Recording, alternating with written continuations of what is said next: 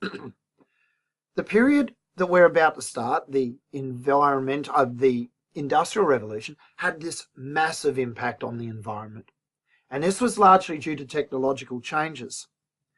The technological changes impacted first in the cities, and they were especially in the use of steam power, and steam, boiling water, was based upon the burning of coal, a product that burns incredibly hot, and for an incredibly long time. This could be used to boil up a huge amount of water.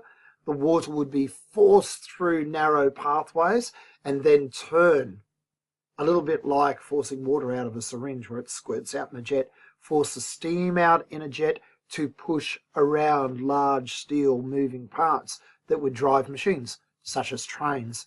Those of you who've got an old-fashioned whistling kettle, the one you put on maybe the gas stove, and when the water boils, the steam gets forced out through a little slot, and you get this sound.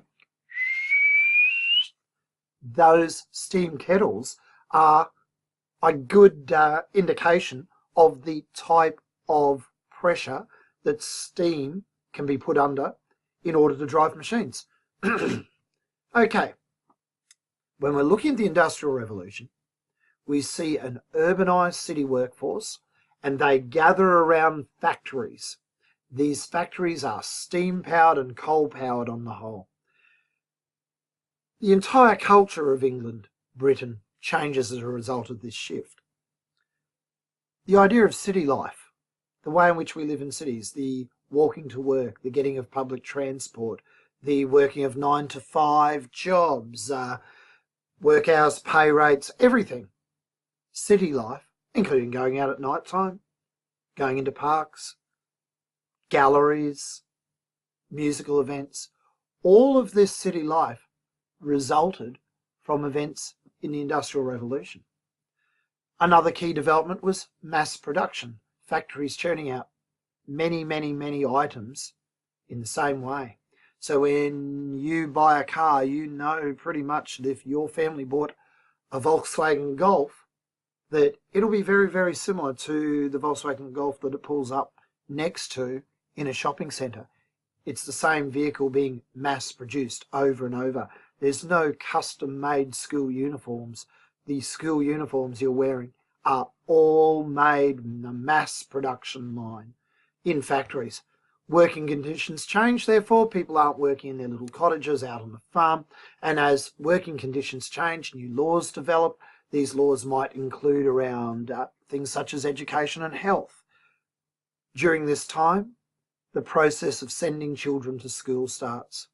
During this time, the idea of governments providing health through hospital systems starts. During this time, we see the development of police, because crime in cities grows. As technology develops, so does an emphasis on science and engineering. As these elements grow, we also see people learning more. As we learn more in schools, universities develop. As universities develop, not only do the sciences develop, but so does our understanding of art, literature, music, entertainment. So the Industrial Revolution is the time of great writers such as Charles Dickens. This whole period changes our way of seeing the world. It'd probably be remiss of me not to mention this extra change, and that is the importance of steam in changing transport systems. Not only was it steam trains, but it was steamships. We see the end of the wooden sailing ship with the large sails. What we now start to see is steel being produced, iron-hulled ships, driven by large propellers, coal-fired, steam-powered ships. And many of you are aware of one very, very famous one that died off the coast of Britain over here in the area of Ireland, called the Titanic in 1912. So, steam powered lots and lots of things. One thing it powered were large industrial printing presses. So this is the beginning of printing of books on a massive scale, way beyond the hand printing practices that had existed since the Renaissance. These are now massive printing presses, churning out books, churning out newspapers. And of course, at this time, we see the very first editorial cartoons turning out, which when you're looking at primary sources, you'll start to see a lot more of them. By the way, in this era, we see the beginnings of photography. We start to have a close-up idea of what these places are actually like. So let's have a little bit of a look at a few more details. Oh, I got a double S in there for years. I must have got really excited. So we're talking about a period that lasted for about 150 years, from the 1700s, about 1750-ish, to the early 1900s. There are three phases. The agricultural revolution, that went for about 100 years, from the middle of the 1700s to the mid-1800s. There's the first industrial revolution, very much a British industrial revolution, in the late 1700s through to the mid-1800s, around 1850. And a second industrial revolution, which takes place from the mid-1800s to the early 1900s, and we see that expansion in especially places like the United States and Germany. It's a time of economic and social transformation. Manufacturing of goods start moving from small shops and homes to large factories. The shift brings around a change in culture. It introduces new technology, new transport, different ways of life. The Industrial Revolution begins in Britain, and one of the first innovation allowed Britain to develop its textile industries. And the textile industries are the cloth industries. The weaving of cotton is now done by large cotton machines, cotton mills, cotton presses. We see some amazing machinery, particularly in cities such as Manchester. And Manchester turns out a huge amount of cotton products woven together at state-of-the-art high-tech factories. Where were they getting their cotton from? They were getting it from the southern states of the United States primarily, and those states relied upon slavery from Africa. So we're seeing the Industrial Revolution reaching out and touching a whole stack of trends in a whole stack of areas that we could talk about separately every time. The British Empire dominates the trade in cloth.